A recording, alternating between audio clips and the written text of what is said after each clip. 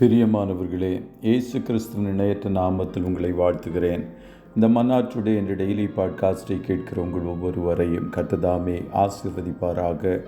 மத்தேயு 26:31 இப்படியாய் கூறுகிறது: அப்பொழுது இயேசு அவர்களை நோக்கி, மேய்ப்பனை வெட்டுவேன், மந்தையின் ஆடுகள் சிதறடிக்கப்படும் என்று எழுதியிருக்கிறபடி இந்த ராத்திரியிலே நீங்கள் எல்லாரும் என் நிமித்தம் இடறல் அடைவீர்கள் என்பதாக.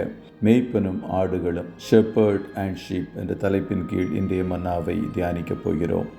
மேய்ப்பனை வெட்டு, அப்பொழுது ஆடுகள் சிதறிப்போகும், ஆனாலும் என் கரத்தை சிறுவர் மேல் திரும்ப வைப்பேன் என்று சகரியா தீர்க்கதரிசி மூலம் சொன்ன வார்த்தை மத்தேயு 26:31 நிறைவேறுகிறதாய் காணப்படுகிறது. சத்துரு எப்பொழுதும் மேய்ப்பனை சேதப்படுத்த பல்வேறு வகையில் முயற்சி செய்கிறவனாய் காணப்படுகிறான். ஒரு மரத்தை வெட்ட வேண்டுமென்றால் யாரும் முதலாவது இலைகளை பறிப்பதும் இல்லை, கிளைகளை வெட்டுவதும் இல்லை.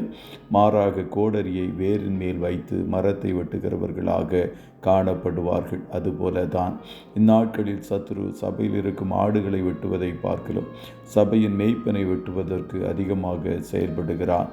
ஆகையால் ஆடுகளாகிய சபை மக்கள் ஒருபோதும் சபையை நடத்துகிற மூப்பர்களுக்கு, மேய்ப்பர்களுக்கு விரோதமாய் செயல்படுகிறவர்களாகவும் அவர்களை பார்த்து பொறாமை கொள்ளுகிறவர்களாகவும் இருக்கலாகாது.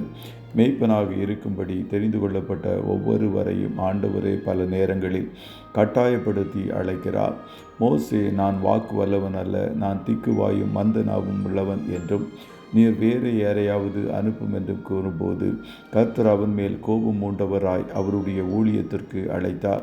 ஆரோனைப் போல கனமான ஊழியத்திற்கு தெரிந்து கொள்ளப்பட்டவர்கள் அனைவரும் பல்வேறு சோதனைகளிலும் கஷ்டத்திலும் செல்லுகிறவர்கள் என்பதை தேவஜனங்கள் அறிந்து கொள்ள வேண்டும்.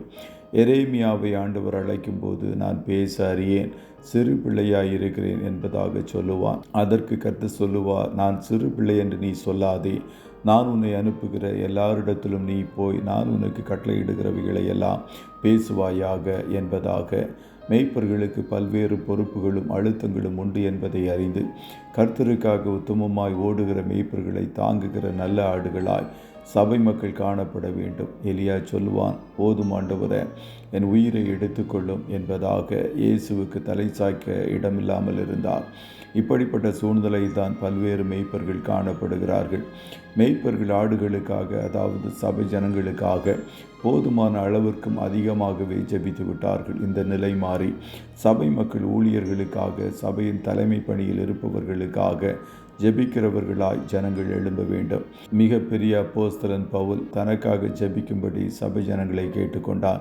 அதுபோல மேய்ப்பர்களுக்காக ஆடுகள் ஜெபிக்க வேண்டிய நாட்களாய் இந்நாட்கள் காணப்படுகிறது. கர்த்தர் உங்கள் ஒவ்வொருவரையும் ஆசீர்வதிப்பாராக. ஜெபம் செய்வோமா. நல்ல தகப்பனே, உம்மை நன்றியோடு துதிக்கிறோம். இந்த மன்னாற்றுடைய இந்த டெய்லி பாட்காஸ்டை கேட்கிற உம்முடைய பிள்ளைகள் ஒவ்வொருவரையும் கர்த்தர் ஆசீர்வதிப்பீராக. ஆண்டவரே, மேய்ப்பனும் ஆடுகளும் இணைந்து ஒருவருக்காய் ஒருவர் ஜெபித்து உம்முடைய ஊழியத்தை நிறைவேற்றுவதற்குரிய கிருபையை கொடுப்பீராக. இன்றைய தினம் உம்முடைய பிள்ளைகள் கையிடுகிற எல்லா வேலைகளையும் ஆசீர்வதியும். போக்கிலும் வரத்திலும் கர்த்தர் நீர் உடனிருப்பீராக.